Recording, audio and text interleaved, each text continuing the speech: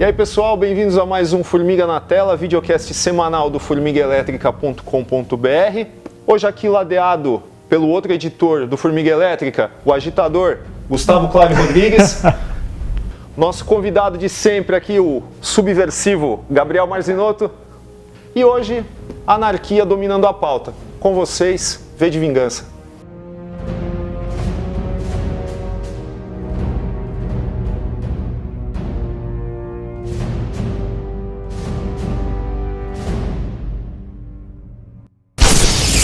Bom, Alan Moore de novo na pauta, né? Já fizemos Watchmen, já fizemos Do Inferno. E agora a gente vai puxar a HQ que realmente não foi a que estourou, né? Porque já tinha um Miracle Man, né? Mas V de Vingança é realmente meio que um... Eu acho que ela é a que estourou para o público maior, né? Assim, se você falar Miracle Man agora, tá, aqui no Brasil, por exemplo, está sendo reeditado, mas mesmo lá fora não é um fenômeno como o V sempre foi, né? V é uma referência, assim. Sim. Acho que se você colocar qual é a grande obra do Alan Moore, a maioria das pessoas vai falar Watchmen, mas uma parte vai falar V porque ela é mais de ação, ela tem mais um idealismo mais na cara, né? Ela é mais inspiradora, né? O Watchmen é muito mais cínica, V ela empolga mais, né? Então... E também tem um lance que foge um pouco, por exemplo, você pega o Miracle Man. Ainda assim está na temática super ser, né? Então, o V não, o V é político, assim, né? O filme, ele já puxa também um super ser, né? Então, isso é um dos motivos que muita gente que leu o HQ não gosta do filme. Fora que a essência, né? A essência se perde. Se perde, não tem... Mas, assim, toda essa questão política e também... se colocando na época, né, então o regime da Margaret Thatcher chegando, e é legal que o pessoal fala muito do 1984 do George Orwell como uma referência. De fato é uma referência, só que o V está tão bem localizado no seu tempo também, político, por mais que tenha uma grande referência em 1984, ele também se destaca, ele vira uma fonte de referência, né? Sim, sim. E uma HQ com um hiato grande, né, entre seu começo e seu final, né? Ele começou na Warrior, na Inglaterra entre 82 e 85, mas ele só foi concluído na DC, né? Já no final da década de 80. O bacana é que você falou, o filme puxa para um lance de super-herói, mas originalmente esse conceito passou pela cabeça do Alan Moore e do David Lloyd, né? Na hora de fazer os designs, né? do V.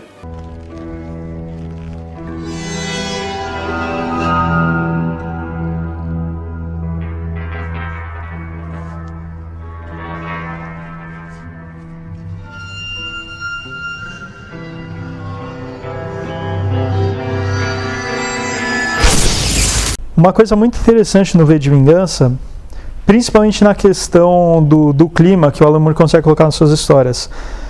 Você tem um ótimo, aquele clima que assim, você não tem um vilão ali, mas você sente que o mundo está indo pra merda, né? Você sente no clima alguma coisa, sente que a situação não está boa. Aqui no V de Vingança é a mesma coisa. Por mais que você tenha a figura do cara, o computador, tal, mas você sente uma opressão. Você não precisaria disso para sentir opressão, né? A opressão, ela é sentida. É uma história que ela só poderia se passar em Londres. Exatamente. Né? Pela sua característica climática, né? Como a gente falou no podcast de Breaking Bad, que Albuquerque, Novo México, acaba virando um personagem da história. Em V de Vingança é a mesma coisa, né?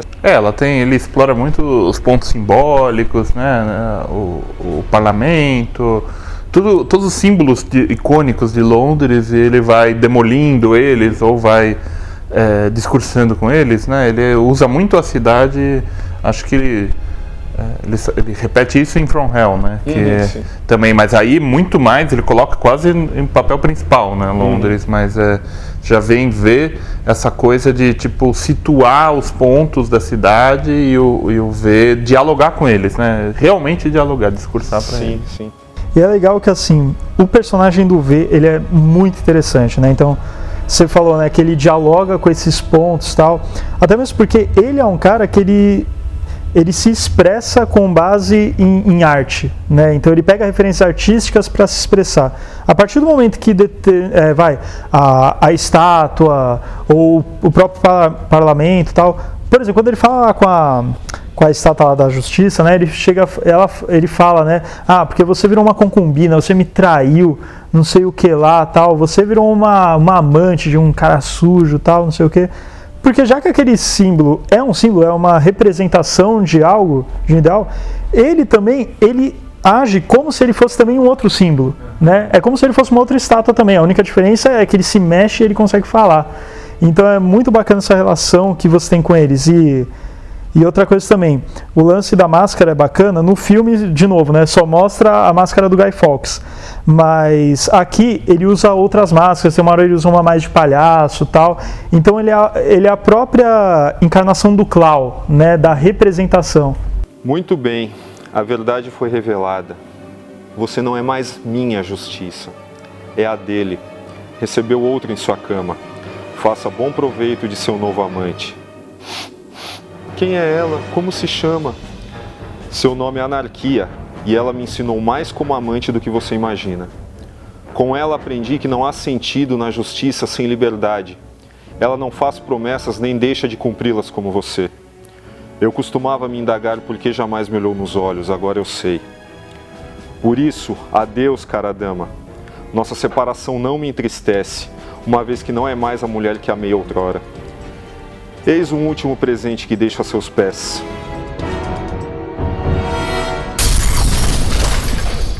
As chamas da liberdade, que adorável, quanta justeza, minha preciosa Anarquia. Ó beldade, até hoje eu te desconhecia. Ele mostra as ferramentas da opressão, né? Mas ele está contando via a história dessa menina, depois desse detetive. Então você vai vendo as pessoas que vivem lá, muito parece que está acompanhando a vida delas, né? E para ninguém aquilo parece bom, né? Ali para tem horas que mostra algum líder ali do partido, alguma coisa assim. Aí esse cara tem algum luxo, assim, né? Mas para as pessoas ali parece só uma coisa sempre opressora, sempre moral, sempre e é aquele cotidiano feio, sujo, né? O começo ainda, a menina tomando a decisão de ir para a prostituição, né? Ele não precisa recorrer a um cenário mais alegórico, como é o caso do 1984, do Michael Redford, que é muito fiel ao livro, por sinal, mas aquele negócio, todo mundo com o mesmo macacão e tal, você vê que não está localizado no nosso mundo, na nossa realidade, né? A Londres do V de Vingança é um lance que é perfeitamente crível, né? É um ambiente urbano fácil de comprar e tal, mas tem todo aquele negócio de ser sem graça, de ser cinza, de não permitir as manifestações dos seus cidadãos, né? Exato. Ele parece muito um mundo que isso até tá na história, mas ele para quem leu, acho que o filme ele tenta fazer isso com um futurinho nosso, né? E eu não acho isso em si ruim, assim. É que eu acho que ele realmente não passa essa ideia que passa, que é como se fosse o seu mundo, que aconteceu alguma coisa e ele tá além. Ele deu uma estragada que não parece que não tem mais remédio. Sabe, né? o que parece o filme? O filme dá a impressão que assim, existe uma opressão escondida. Né? Então, você não enxerga a opressão que está acontecendo, quando no Graphic Novel de Vingança ela tá ali, está sempre presente. Nisso ela a HQ é mais próxima de 1984, porque ela tá mais presente mesmo, assim. Good evening, London. It's 9 o'clock and this is the Voice of Fate, broadcasting on 275 and 285 in the medium wave. It is the 5th of the 11th, 1997. The people of London are advised that the Brixton and Streatham areas are quarantine zones as of today. It is suggested that these areas be avoided for reasons of health and safety. Police raided 17 homes in the Birmingham area earlier this morning, uncovering what is believed to be a major terrorist ring. 20 people, 8 of them women, are currently in detention awaiting trial. O fato do Alan Moore ter até se desculpado, né, por essa história, ter falado que não, a gente situa o lance após uma guerra nuclear, né? Então, beleza. Só que depois ele se desculpa, né, num prefácio de uma edição muito posterior, né, da encadernada, que ele fala que, pô, hoje eu vejo que não precisaria de uma guerra nuclear para acontecer esse tipo de coisa. Então eu era muito ingênuo naquela época, né? Mas se todos os autores ingênuos fossem assim, né, cara? Exatamente. Ele até, também em edição posterior, acho que já quando ele está terminando, ele já fala que ele também superestimou os efeitos de um inverno nuclear, né? Ele falou, quando ele descreve, né, eu não lembro se é na parte da atriz que fala do inverno nuclear, ou se é a Eve que lembra, mas ele vai descrevendo e ele fala, não, aquilo às vezes era muito o terror que se dizia naquela época, né? Agora eu vejo que não seria bem assim e tal. Todo mundo ia morrer mesmo. Mas ele tem toda essa coisa de tipo, não, então, talvez não tivesse sido assim. O Alan Moore é um cara que ele volta e meia, ele está olhando para a própria obra com olhos muito críticos até, né? Então ele faz essa... Não, talvez não tivesse sido assim, mas talvez nem precisasse disso mesmo, né? Você vê isso, já aconteceu na história por muito menos, né? Sim, sim.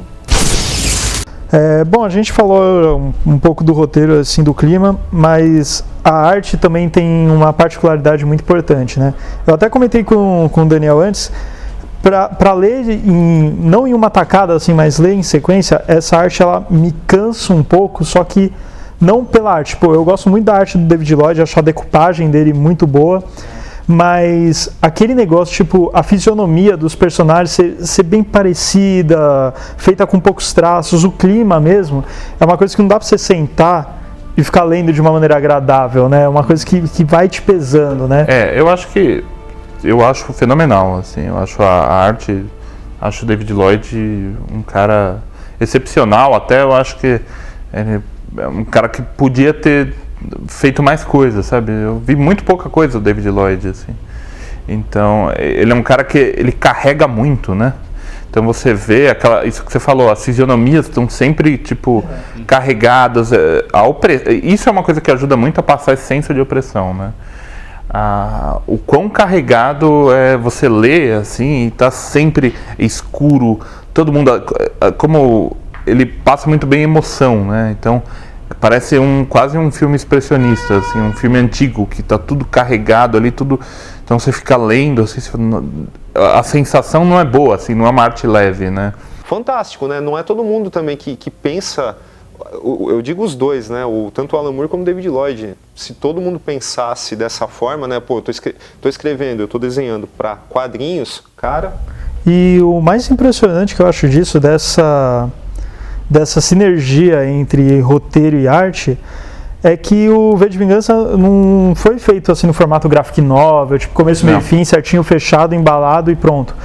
Era mensal o negócio. E assim, a gente sabe que revista mensal, a qualidade pode começar com uma qualidade, mas normalmente vai caindo por causa da correria e tal. E é impressionante como eles conseguem manter, e assim, não é uma história simples, né?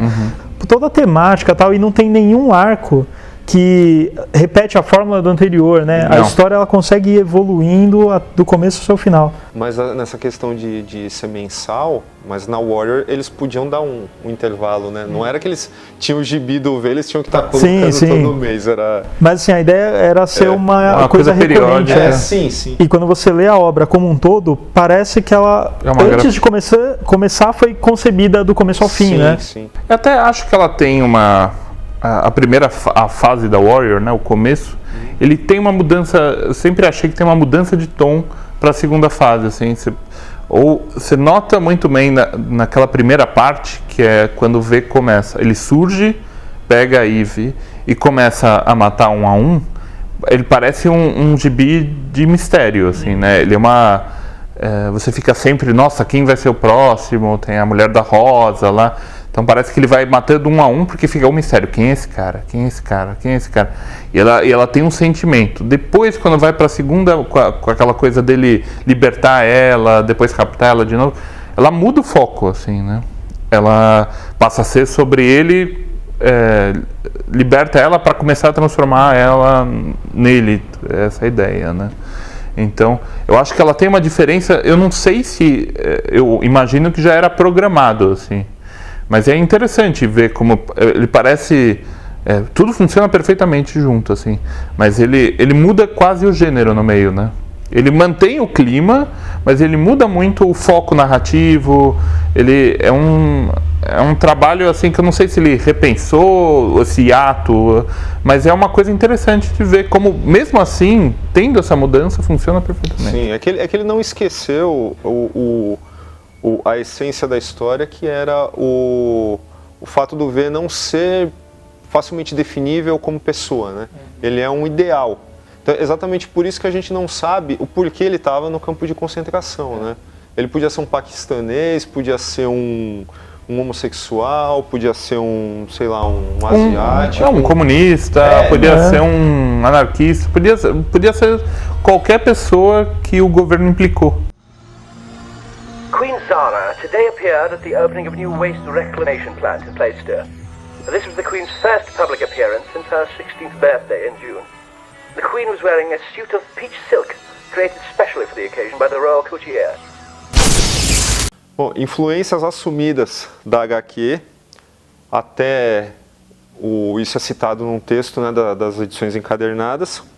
Orwell, que a gente já falou aqui, 1984. O Huxley, né, Admirável Mundo Novo, claro. Uma coisa interessante, né, Fahrenheit 451, não só pela temática de sociedade opressora, mas também por um negócio que é um pouco mais curioso que isso, vai um pouco além, que é a utilização de telas em widescreen, que aparece uma em V de Vingança, exatamente como aparece no filme do Truffaut. Que mais? Thomas Pynchon, Sombra, Batman, Dr. Phibes, né? Até um pouco de Fantasma da Ópera, né? Por causa disso. E o meu preferido, assim, que é o Prisioneiro, né, cara? O Prisioneiro, a série inglesa, ela tá muito presente no V de Vingança e tal. Inclusive, depois a gente vai fazer um Formiga Natal sobre o Prisioneiro. A figura, as coisas um pouco mais, as alegorias um pouco mais na frente, né? Isso. Eu acho que a figura do cabeça lá do partido, na frente do computador e tal, aquele tipo de tecnologia que é um negócio retrô, mas ao mesmo tempo é um negócio meio impensável, né? Um negócio muito à frente, né? É muito Prisioneiro, cara. Bom, acho que duas coisas, cara. Um momento chave da HQ, que eu acho que define tudo que a gente estava lendo até ali e prepara pro final, para você terminar e parar para pensar exatamente naquilo que você leu naquelas tantas páginas ali, né?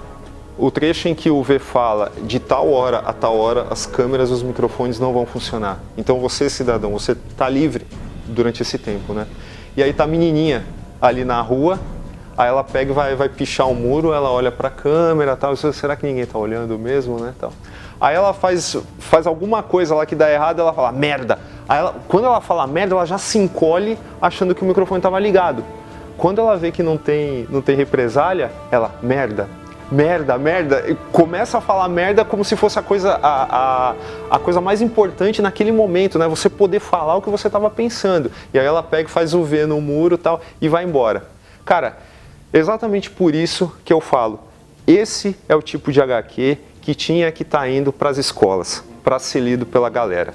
E não essas adaptações literárias que toma lá da cá com editora e governo, tá?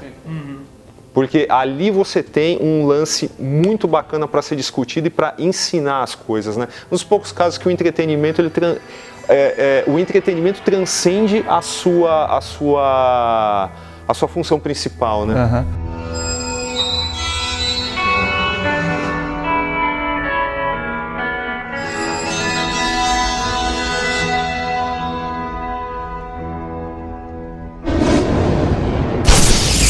Então é isso, pessoal, esse foi o Formiga na Tela sobre o V de Vingança. Se você gostou, dá um joinha aí no vídeo, curta nosso canal, inscreva-se, comente, compartilhe, procura a gente no Facebook, no Twitter, no Google+, no Instagram, todos esses links estão aí na descrição do vídeo.